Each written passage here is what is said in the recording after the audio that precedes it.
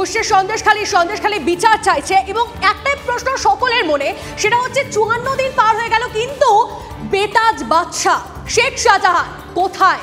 কেন খোঁজ পাওয়া যাচ্ছে না তার? হাইকোর্ট বলেছে, স্পষ্ট জানিয়ে দিয়েছে শাহজাহানকে ধরতে কোনো বাধা নেই। কুণাল ঘোষের দাবি 7 দিনের মধ্যে গ্রেপ্তার হবে শাহজাহান। এবার কি তবে বাগে আসবে সন্দেশখালীর বাঘ? গতকালই শুনানিতে ভর্ৎসনার মুখে পড়ে রাজ্য সরকার।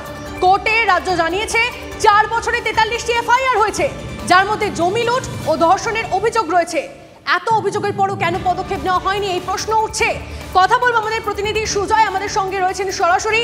সুজয়, প্রশ্ন উঠছে, কোর্ট থেকে স্পষ্টত জানিয়ে দেওয়া হয়েছে যে কোনো রকম কোনো বাধা নেই তাকে ধরতে, শেখ শাহজাহানকে ধরতে। তাহলে কবে শেখ শাহজাহানকে ধরা হবে? আরো 7 দিন সময় লাগবে?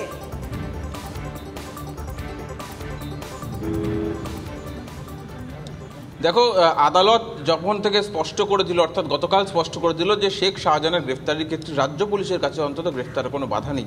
ফলে সেই আদালতের এই স্পষ্ট আদেশ আসার পর থেকে বা স্পষ্ট বার্তা আসার পর থেকেই একটা বিষয় স্পষ্ট হয়ে গিয়েছে যে শাহজাহানের গ্রেফতারি হয়তো আর সময়ের অপেক্ষা। হয়তো তার কারণ এই কারণেই বলছি যে শাহজাহানের গ্রেফতার করাটা সময়ের সাপেক্ষ ব্যাপার। তার কারণ শাহজাহান কোথায় রয়েছে, অন্তত রাজ্য পুলিশের যারা অফিসার তাদের সঙ্গে কথা বলে যেটা জানা যাচ্ছে যে শাহজাহান কোথায় রয়েছে সেই বিষয়ে তারা খোঁজখবর শুরু করছেন এবং তার গ্রেফতারের যে প্রক্রিয়া সেই প্রক্রিয়াও শুরু হয়েছে। ফলে হয়তো সময়ের অপেক্ষা। এবং তার পাশাপাশি রাজ্য সরকারের তরফ থেকে, অর্থাৎ শাসক দলের মুখপাত্র কুণাল ঘোষও কিন্তু স্পষ্ট করে দিয়েছেন যে 7 দিনের মধ্যে শাহজাহান গ্রেফতার হবে। অর্থাৎ আদালত তার স্পষ্ট বার্তা দেওয়ার পর কুণাল ঘোষ অর্থাৎ শাসক দলের মুখপাত্র বলা চলে, সে তারই বক্তব্যটাই রাজ্য সরকারেরও একটা ভার্সন বা রাজ্য সরকারের বা রাজ্য প্রশাসনেরও একটা বক্তব্য যে যেটা কুণাল ঘোষ তার বক্তব্যের মাধ্যমে পেশ করেছেন। ফলে সেই সময়ের অপেক্ষা। এখন দেখার কতক্ষণে শাহজাহান গ্রেফতার হয়। সত্যি কি 7 দিনে গ্রেফতার হয়, নাকি শাহজাহানকে 7 দিন মধ্যে গ্রেফতার করতে সম্ভব না হয়,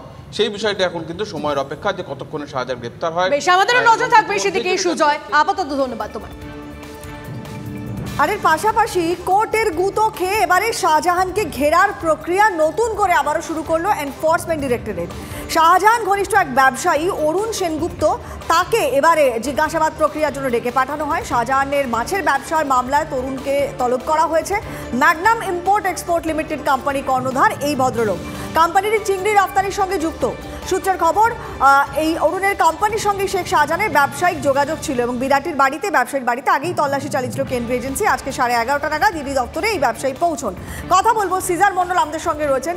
সিজার, ব্যাপারটা সেই গোলের মতো, গোল যে জিনিস যেমন ঘোরে সেরকমই এই ইডি আধিকারিকদেরকে আক্রমণ করার পর থেকে শাহজাহান খবরের শিরোনামে, তিনি বেপাত্তা। আজকে 57 দিন পেরিয়ে গেল, তার টিকি ছোঁয়া যায়নি। আবার এবারে ইডি তৎপরতা অন্যভাবে, নতুন করে ইডি ঘিরছে। কিভাবে এবারের পর্যায়টা একটু বোঝার চেষ্টা করব।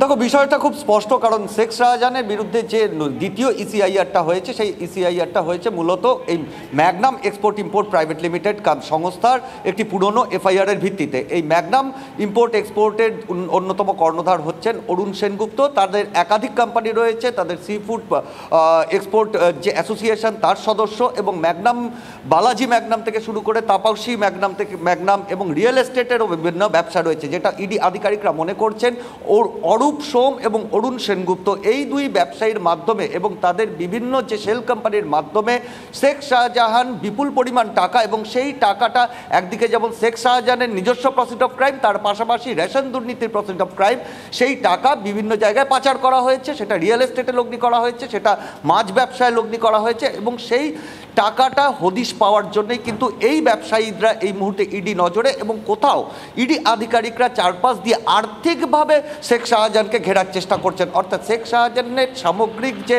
বিত্ত প্রতিপত্তি যেটা রয়েছে সেই ব্যবসাগুলোকে কেন্দ্র করে, সেই ব্যবসার গোড়ায় আঘাত করে তাকে আর্থিকভাবে দুর্বল করার চেষ্টাও করছেন ইডি আধিকারিকরা, যাতে শেখ শাহজাহান তার গর্ত থেকে বেরিয়ে আসেন।